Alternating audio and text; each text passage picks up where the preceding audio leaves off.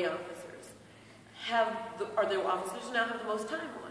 So guess what shifts they're going to pick to work? Day shift, weekends off. Oh. When do most of these encounters occur?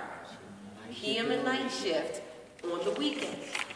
So you typically will have the younger, more assertive officers who may not necessarily reflect the community and that it has to serve. You know, and that's approximately. So it makes, and then those are the, if you think about the ones who've been on longer, you know, they're kind of like me. I've been doing this almost 30 years. So, you know, you're calmer, you think about things differently, you talk differently. Just like when your children are young, you parent differently when you're a younger parent than I hear when you're a grandparent. Parenting differently and how you engage. So as there becomes this maturity in the process, those persons who may be most reflective of the community that they're serving aren't going to be on those shifts where that interaction, unless they're one of those officers who loves working the PM shift. Doesn't like getting up early, comes in, works 3 to 11. And there are some of those out here in this community. But is it going to be as reflective? Probably not. But here's what I also tell people. I will take a homogeneous group that looks all the same, but who's willing to think differently, than to assume because we all look alike that we're thinking alike. So just because we're all African Americans, we don't all necessarily have the same strategies, because if you think about it, the crimes that are being committed, so they look like us, but they're not like-minded. Yes. So, you know, I hear a lot about diversity. I want diversity in the way we think and the way we address things, and not that we all go down the same path because that's the way we're supposed to think based on what we look like. It's it's. I like the ideals of what, but I've come to think of like what is actually like possible. What can we do? Like I've heard of, you know. Great. So I think next steps. Our next step. And I'm interested in some of the computer work you do, because we just had a presentation at CMU yesterday about adding technology so that you're much more effective and efficient, so that you can deploy your resources. And I use a lot of that in the work that I do in my district. So that's important. Those kind of things speak to me as well, because again, it takes that emotional element out of it, and I get to look at exactly what's happening, exactly how it occurred, and see how we can respond in a very strategic way. Because we keep always trying to put logic oftentimes on emotional issues. You can't. Bingo. So what is easier sometimes to do is look at it in a very strategic way, take some of that emotion out of it, and see how we move forward. Because we can have great conversations where we're all mad, and then we leave here, and I'm just going to leave Starbucks. Yeah. I mean, but where does it get us at the end of the day? What is the next step so that you can feel engaged and want to stay in this process and not just come on a Saturday morning from Carnegie in the middle for no reason?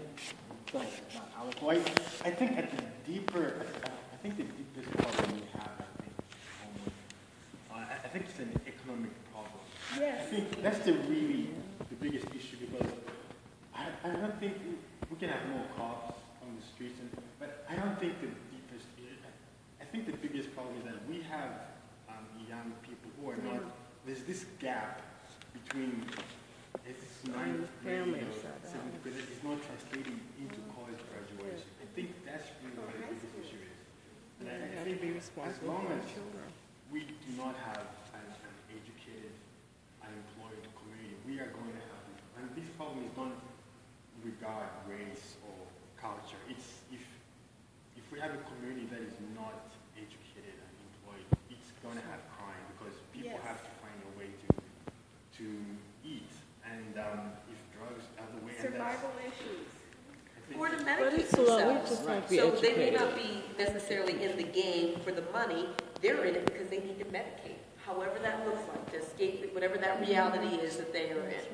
So it serves its purpose on so many different levels. Unfortunately, they're better at that economic game than we are at employing them gainfully. So our next steps will be, so we will be having a conversation with law enforcement as well, and then we will be having a sort of a conversation such as this where everybody gets to put their stuff in the middle. All right, we can talk about those things, and then we need to move forward. Okay, so this is not a process where we come and we're going to continue to complain about the police. We're going to have some real hard conversations as a community that have nothing to do with police, right, and the way that police operate in our community. So we're going to need to really have those conversations if we want to really move forward. So we'll have time to have the conversations about the relationship between police officers and our community, but we're going to also need to have some real serious conversation about us as community members and how we want to see our community move forward, okay?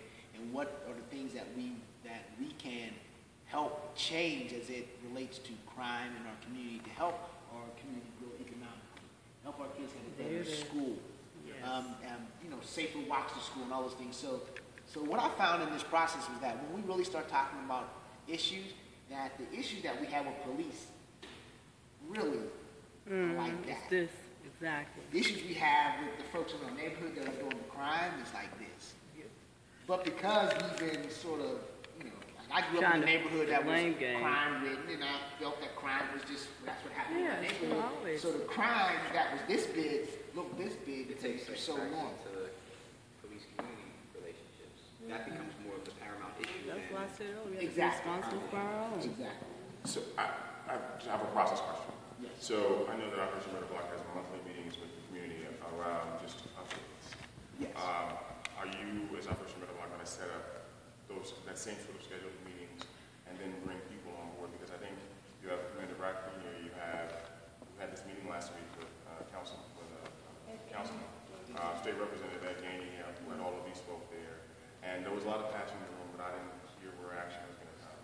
And so I think because you all are the community organizing entity, I think one of the things that you have the ability to convene and to convene sort of this task force in a way that is ongoing, that then brings other folk to the table, and that then you can set out an agenda as to what the issues are that we're going to attack and tackle. So I hear what you're saying about the ability to just get stuff out on the table, but then I think you and Jose and then the law enforcement have and I'll sit at the table with you all, the ability to sort of identify what the issues are, and then have that conversation. Oh, yes. For that, whatever that 2 hours is happening, that conversation. So we're going to start with a smaller group, and it's kind of good that we have a smaller group here today. And as people come in, we already have a group of people who know what the process is and what we're trying to gain and move forward.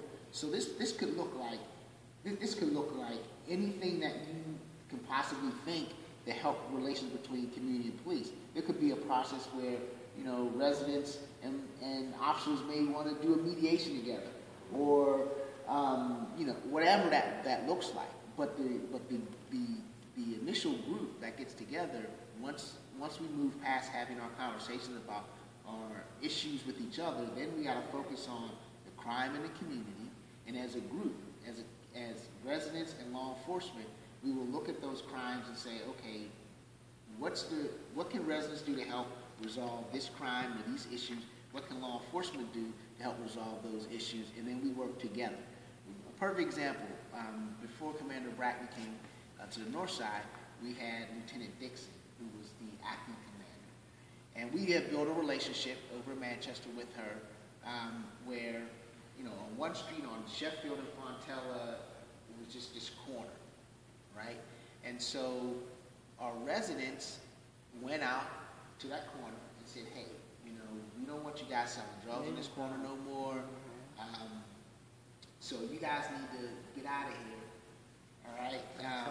And basically said, okay, Friday, 5 o'clock, 3 o'clock Friday, you guys can't be here.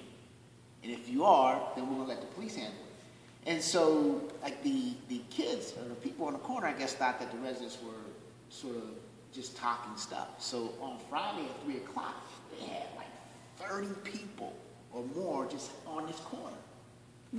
So they called us. I called Lieutenant Dixon. She had 10 police officers, 10 cars come down that corner and clear it out. And so the next time the residents said, hey, we want you off this corner, they were like, oh, they're not playing. And then supporting, not just saying, police come in and do your job, then supporting and say, nope, I see him sell drugs. And I mean, there was a lot of things. We went through trainings. you know, the kids could no longer hide their drugs in potato chip bags because we trained our residents to say, why does that boy keep going over there behind them hedges? And he goes behind the hedge, he goes to the car. He's not doing the lawn. Right, he goes behind the hedge, he goes to the car. And so when they call the police, they start giving very detailed information. The boys down the corner, they're selling drugs, but when you come, This is where. go check that potato chip bag that's sitting up on top of the hedges, because he keeps going in there. So they come, they check the guys, they ain't got no drugs. So they really technically can't do anything, but they walk over to the potato chip bag, they got 5 or 6 bundles of drugs in there. They take that, at least that's their stash for the day. They out of business for that day. And if we keep doing those kinds of things, and those kinds of things keep happening, then you have this, then crime sort of, you know, we move it, it goes away. My goal is to make crime go away, not move it around the community. And Brother Jeremy's comment about economic development and education is another avenue. This is just, so what I want folk to hear is this is so multifaceted. We actually have to have other organizations doing this. So that's our work on the Women Children's Village, is about education and family support. And our work there. And so I think it's important for us to really think about all of the things that we have going for us in Homewood. And I'm just going to go back to my grandparents. My grandparents say what's right is always right.